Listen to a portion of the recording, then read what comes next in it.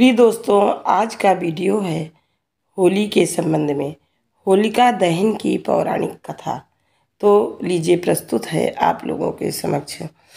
गुलाल की बौछार, गुलाल की बौछार, अपनों का प्यार, अपनों का प्यार, यही है दोस्तों होली का त्यौहार। होली का त्यौहार। तो होलिका दहन के पीछे जो पौराणिक कथा है वह इस प्रकार से है।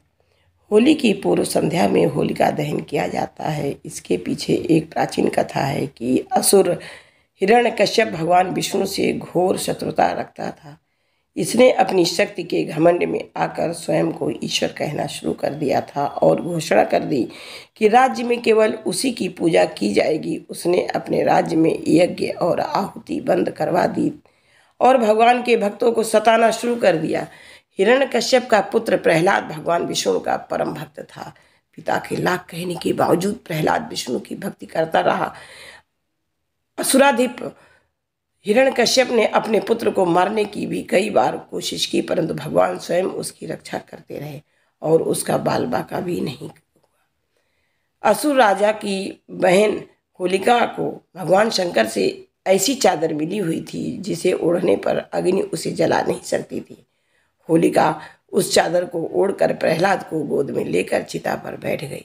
दैव योग से वह चादर उड़कर प्रहलाद के ऊपर आ गई, जिससे कि प्रहलाद की जान बच गई और होलिका जल गई। होलिका दहन के दिन होली जलाकर होलिका नामक दुर्भावना का अंत और भगवान द्वारा भक्त की रक्षा का जश्न मनाया जाता है। तो बीच में ही लीजिए एक कोटेशन प्रस्तुत है। रंगों की वर्षा, रंगों की वर्षा, गुलाल की फुहार, सूरज की किरणें, खुशियों की बौछार, चंदन की खुशबू, अपनों का प्यार, होली का त्यौहार आपको मुबारक हो। तो अब कहानी फिर इसी तरह से पुनः है। होली का त्यौहार प्रेम और सद्भावना से जुड़ा त्यौहार है, जिसमें अध्यात्म का अनोखा रूप झलकता है। इस त्यौहार को रंग और गुलाल के साथ मनाने की परंपरा है। इस त्यौहार के साथ कई पौराणिक कथाएं एवं मान्यताएं जुड़ी हुई हैं। पौराणिक महत्व इस प्रकार से है। होली का त्यौहार भारतवर्ष में अति प्राचीन काल से मनाया जाता आ रहा है। इतिहास की दृष्टि से देखें तो यह वैदिक काल से मनाया जाता आ रहा है।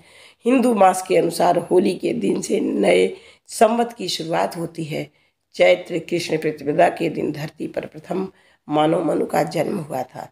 इसी दिन कामदेव का पुनर्जन्म हुआ था। तो इस प्रकार से फिर से एक कोटेशन प्रस्तुत है। खुशियों की आई है बहार अपार, खुशियों की आई है बहार अपार, झूम रहा है सारा संसार, झूम रहा है सारा संसार।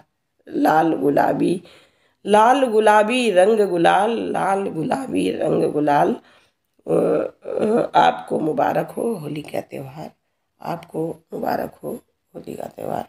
पुनः कहानी इस तरह प्रस्तुत है। इन सभी खुशियों को व्यक्त करने के लिए रंगोत्सव मनाया जाता है। इसके अलावा हुड़दंग और रंगोत्सव का यह भी कारण बताया जाता है कि नरसिंह रूप में भगवान इसी दिन प्रकट हुए थे और हिरण्यकश्यप नामक महाअसुर का वध कर भक्त प्रहलाद को दर्शन दिए थे। तो लीजिए दोस्तों, आप लोगों को यह कहानी होली के त्यौहार पर प्रस्तुत की गई है। आप लोगों को बहुत अधिक प्यार और दुलार होली के इस पावन उत्सव पर।